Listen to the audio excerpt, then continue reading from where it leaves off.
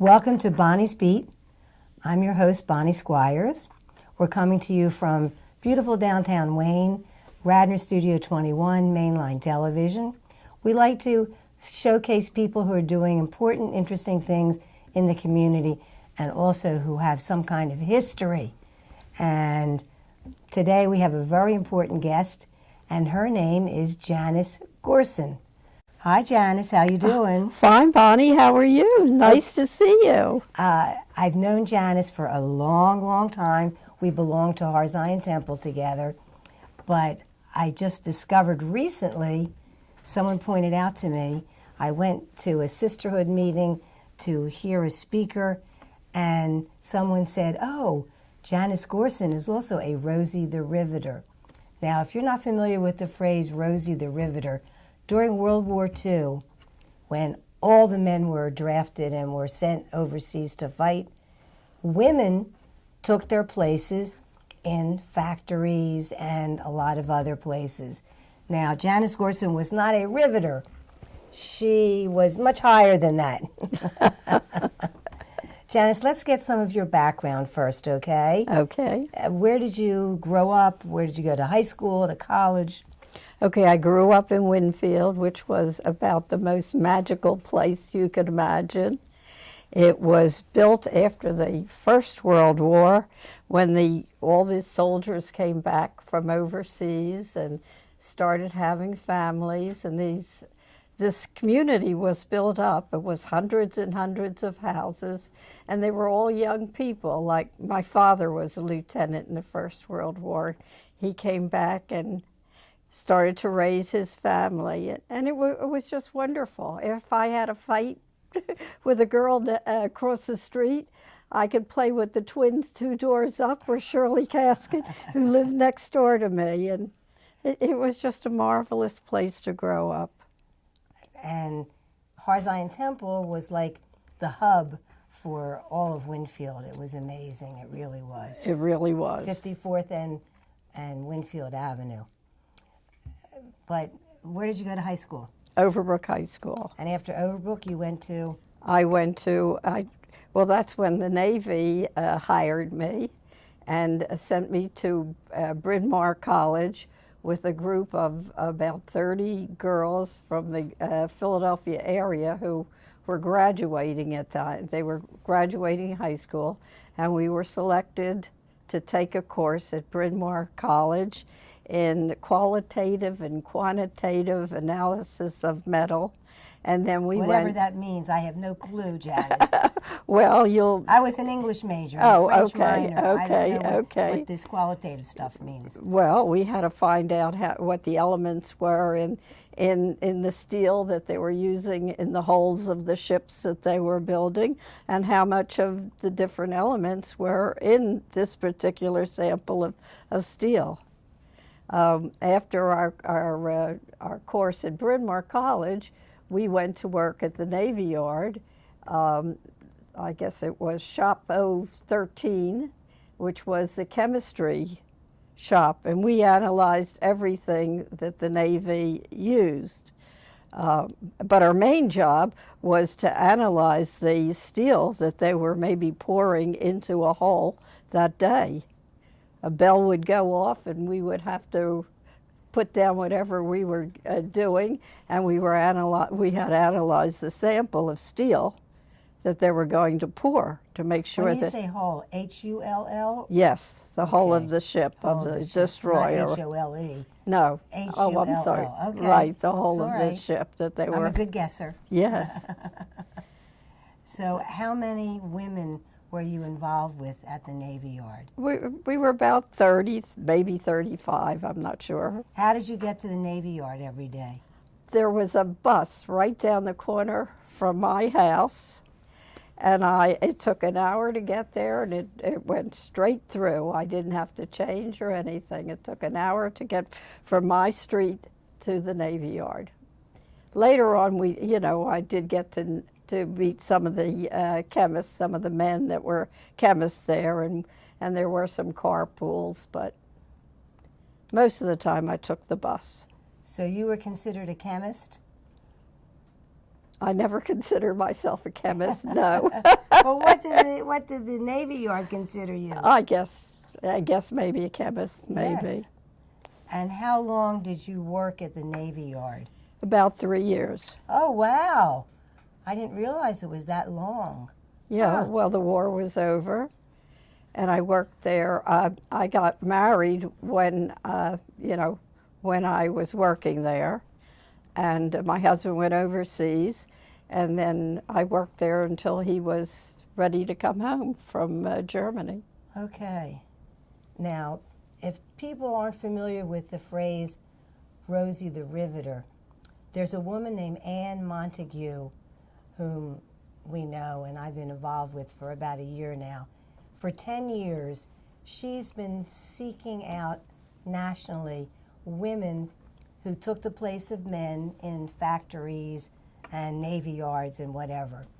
And she's launched an American Rosie movement. That's what she calls it, ARM. And it's amazing because wherever we turn, we find women like Janice who are considered Rosie the Riveters because they took the place of men during World War II. Now, there was a lot of prejudice against women in the workplace, and the prejudice returned after the men came back from the war, right, Janice? Yes, well, of course, we never felt it because we just felt that we were temporary, that we were kids. And the men that were there were really college graduates. They were chemists.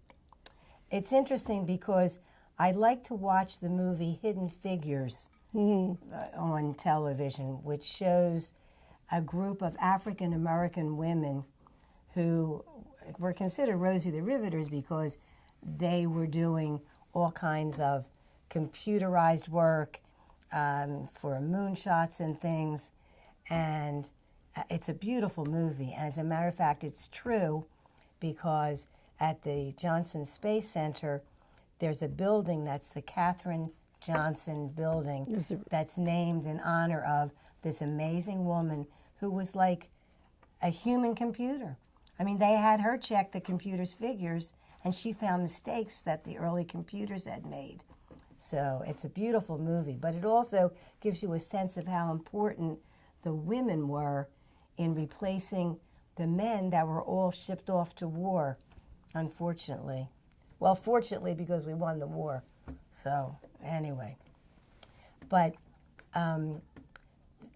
if you remember, there was a ceremonial ringing of the Liberty Bell a few months ago, and one of the African American Rosie the Riveters that Anne Montague had discovered, and she lived somewhere in the five-county Philadelphia region. She was honored, and she was there at the ceremonial ringing of the bell. And now Anne has had these women honored in Belgium. She's going up to Boston in March to do something at MIT. She's busy organizing in our region, and every day we're finding more women. None of them seems to be as young as Janice, however. Janice is one of the kids in the Rosie the Riveters movement. But there have been women that are 95, 100, Right. that are schlepping around the country to call attention to this Rosie, the American Rosie movement, ARM, which is what Anne Montague calls it. She wants to launch, she has already launched a national movement to capture the stories of these women and to launch a feeling that we need to honor these women before they all disappear. Not Right. you, Janice, but you know, we've lost a few in the past couple of years that were already approaching 100. So I was thrilled when somebody pointed you out to me at Harzion. I mean, I've known you for forever, but I didn't know your history. I didn't know that you were considered a Rosie the Riveter. So I didn't either. well, the guest speaker that day, June Robbins, was someone who really was a riveter. Right. That's what was her job during Right. World War II. And she's spoken in a lot of places, and she was the guest speaker that day. And somebody pulled me aside and said, you know, Janice is a Rosie the Riveter. I said, you're kidding. I didn't know that. So that's why we have Janice here, and we have her talking about this and reminiscing. What they paid you, right? Yes, they did. I don't think we made as much as the men, but for us it was Not just a lot 10 has changed in 50 okay, years. true. But that wasn't why we were there. We were there just waiting for our husbands and our brothers and our fathers to come home. You know, it was a job just to pass the time. Okay. Did you enjoy it? Be honest, be honest. The women I worked with were lovely, or the girls I worked with were lovely. You know, when I became engaged, they gave me a party. I think it was at Lou Tendler's, a surprise party, and you know, and we became friends. The men were not nearly as nice. I think they were a little jealous of the fact that we did our jobs so easily and so efficiently. Did you get a chance to go to college after that? No, As smart as you are, you didn't get to go to college? no. You're self-taught, right? No, my children taught me. No, when my husband came home, we went away. And then when I came back, I was expecting my oldest daughter. So How many children do you have? I have 4 children, 10 grandchildren, and 14 great-grandchildren. 14. Yes, Woo! They must lock the doors when you come to buy Hanukkah presents, right? right. Yeah, no, they're wonderful. My pride and joy. You do a lot of good deeds in the community, Janice. Thank you. What's your favorite charity that you work for these days? My favorite through the years has been Hadassah. I've always worked for the Hadassah Hospital in Israel. And of course the synagogue, Federation. Now we've been active in APAC, which we feel is doing a very important job. You must get called upon a lot to support a lot of different nonprofits in the community. Am I right? Oh, yes. I Don't mean, we they've all? got your number. They've got your number. They've got your name. Yeah. And my husband was very charitable. He was very active in Federation. Yes, mostly Horizon, I think. Okay. Was he a past president? I don't remember. No, he was. My father-in-law was past president of Horizon. My husband was chairman of the Horizon in Radnor. Do you remember when they had the? I was a member out at Radnor for Okay, years. well, he was chairman out there. Yeah, it was. Now it's. Well, it used to be Sun Oil Company. I don't know who owns the property now. I don't But either. it was this gorgeous, gorgeous property, and they had a day camp out there too. Mhm. Yes, Yeah. very interesting. So, when we look at what's happening with women in the workforce today, there's still a discrepancy between what men earn and what women earn. And we see that all the time, and there's a lot of discussion about that. Do you get involved at all in those conversations? No, but I think it is changing. The argument used to be that, oh, he has a family to support. Right. That's why he needs a larger salary than she does. But there are so many women that support their families now. I don't feel that that's a reliable answer. It's not a legitimate excuse A legitimate, anymore. yes. Absolutely.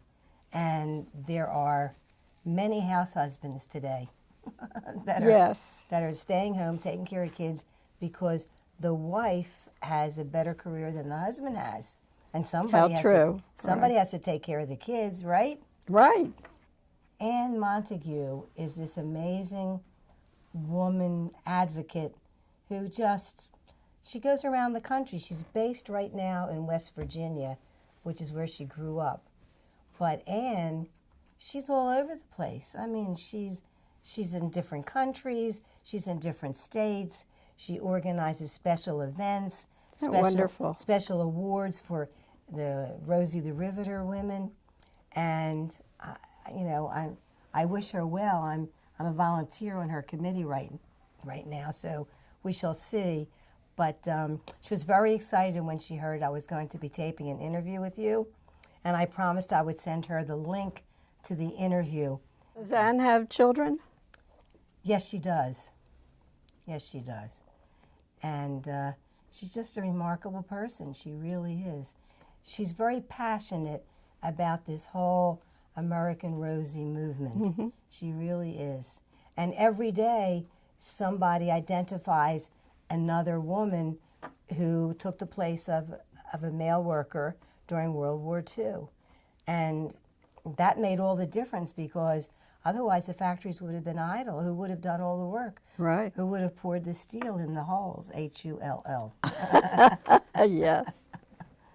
Well, we analyzed everything that the Navy used beside, the steel that was going into the ships, in the building of the ships. I remember once we counted the threads in the tablecloths that were going into the officers' mess, very important. And one fun thing we did was we analyzed the metal in a captured Japanese airplane. Oh my goodness. Yeah, that was fun. And one time, Tyrone Power came to the Famous Navy Yard and launched one of the destroyers that we had taken part in the building of. And Did you get to meet him? No. Did you get to lay eyes on him? Yes. Well, that's exciting. You got to see him. Yes, I did. He was a handsome dude. Yes, he was. Yeah, very yeah, it handsome. was fun. So we had our good times too. We worked in shifts. There were 3 shifts at the Navy Yard. We girls only worked in 2. We worked in the, 9 to 5 and the 4 to 12 shifts. We didn't work in the midnight shift. When I was on the 4 to 12 shift, that was called the swing shift, I would get home about 1 o'clock in the morning, and of course, every night like clockwork, my father met me at the corner. We were young, we were kids, and. How old were you when you were doing this work? Well, I had graduated high school, so I was 17 years old, 18, Wow. 19, I don't know. Yeah, you were young. You were young. And Have you shared your memories with your family members? I have now. But prior to this, had you done so? I don't think so. That's what's so amazing, that this cadre of women had these astonishing experiences and really contributed to the whole war effort, but they didn't talk about it. We didn't think anything of it. Yeah, they just assumed. We worried that our husbands and fathers and brothers were fighting, Overseas. We didn't feel that we were doing anything. Well, you were doing a lot. It was very important work. Well, maybe. And it Thank you. And it continues to be important, absolutely.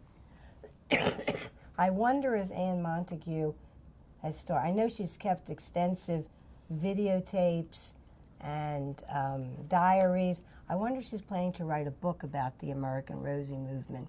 I'm going to urge her to do that, because it's certainly worth documenting all the stories. Really, just amazing. So if you had a magic wand, what would you like to do for the role of women in our workforce, in our society? I think I'd like them to appreciate the role of wife and mother, and how important that is, and how lucky we are to be able to fulfill it. Okay. And every year there's a nonprofit in New York, based in New York. It's a national nonprofit called Catalyst, that takes they take an inventory of how many women are on boards of directors of national corporations, of the Forbes 50, and how many women are CEOs. And unfortunately, The numbers seem to be declining every Oh, I year. thought they were rising. No, they seem to be declining every year. It's always shocking when I read the Catalyst report. Really? Yeah, and and Pennsylvania we won't even talk about because we don't even have a single female member of Congress. We used to have a couple of women in our congressional delegation. Not at the same time. Marjorie Margolis Mezvinsky was years ago for a few years, and then we had she's very big on health affairs and things, but we haven't had a woman in our delegation for years. And now with the new map, we don't even know what district. Janice and I both live in Lower Merion, so our district seemed to have disappeared, or it's been totally transformed. So we don't even know. Dwight Evans, for a couple of years, was representing Lower Merion Township in Congress, as well as a piece of Philadelphia. Now, I don't even know who represents us. It's not Dwight because they've moved his district out of Lower Merion. So we don't even know where we are or what we're doing. It's a confusing time right now because this is the 2-week period where people have to collect signatures on their petitions so they can get on the ballot for the May 15th primary. And if you don't even know what district you're living in or who's supposed to be running, it's a big problem. It's a big problem. Has it been settled? I didn't think that the Oh, yeah. districts had even been settled. Oh, yes. The state Supreme Court adopted a map that they felt was much fairer than the old gerrymandered map. I remember when Danny Wofford was running for Congress, his district, and it became the Pat Meehan district, it went through 5 different counties.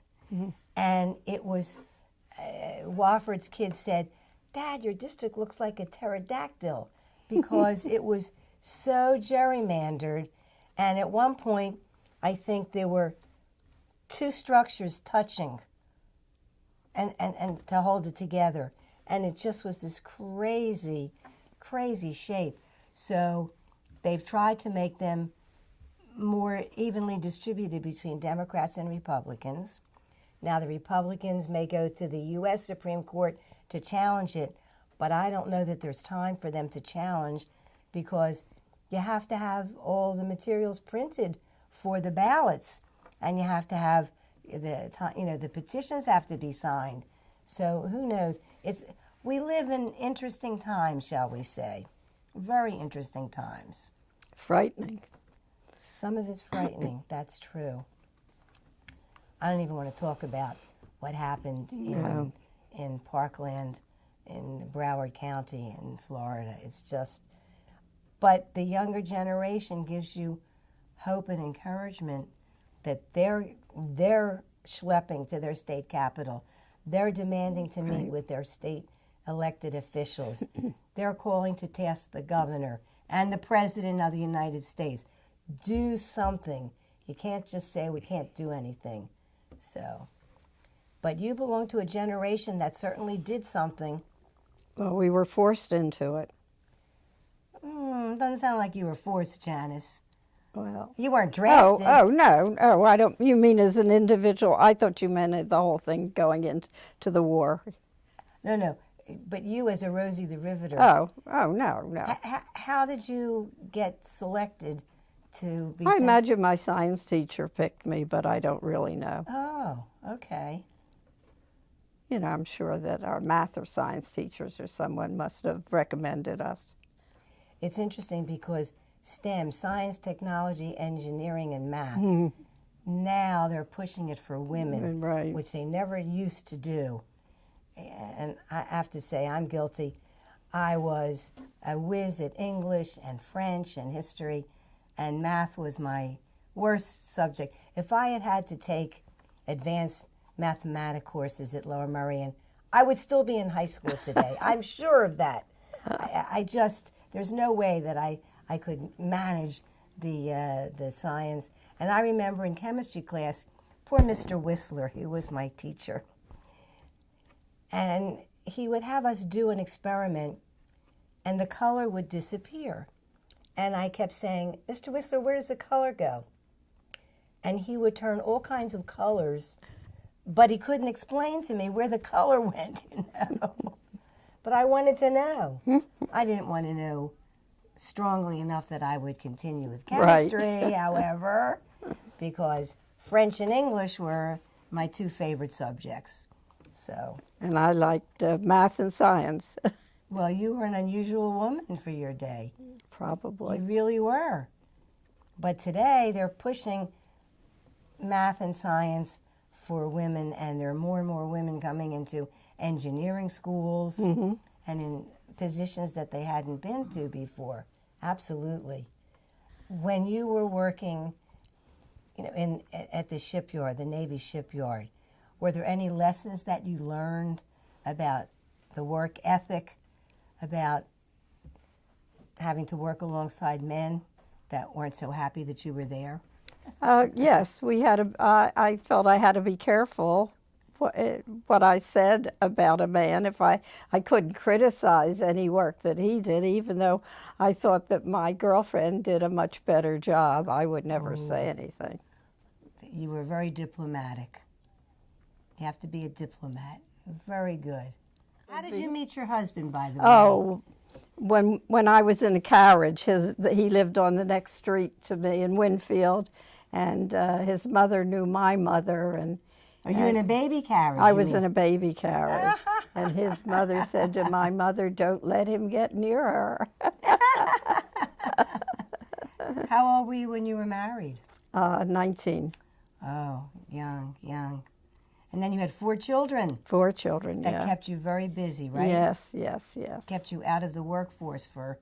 Yes, but I did my charity work, and I found that very fulfilling. Made a lot of friends, including your mother. Right. And I don't know. Well, you were a professional volunteer. Right. Highly professional. Right. Highly skilled. Highly trained. Now, your 4 children, did they all go to college? Yes, they did. Where did they go? University of Pennsylvania. 2 went to Penn. 1 went to Lehigh, and 1 graduated from Dickinson. And what are they pursuing now? What careers? Well, the girls that went to Penn have now retired. young to be Actually, I retired. think my son retired too. He was a banker. And That's nice. yes, and the only one that is still working is the Dickinson graduate, my youngest daughter, and she's teaching. Where is she teaching? She teaches in the Lomax, in the Broomall area. Is she teaching elementary? Oh, elementary school, yes, Oh. primarily remedial reading and sometimes remedial math. Good for her. Yes, yeah, and she loves it, and she's just wonderful with the children. We need good teachers. Yeah, she really is caring and keeps trying to think of ways to make them, to get them to think and to get them, get it to sink into them. Our guest today has been Janice Gorson, who is one of what we call the Rosie the Riveters, the American Rosie movement. And you can learn more about that if you just Google Rosie the Riveter on your computer. And we'll see you next week. Thanks so much, Janice. Thank you.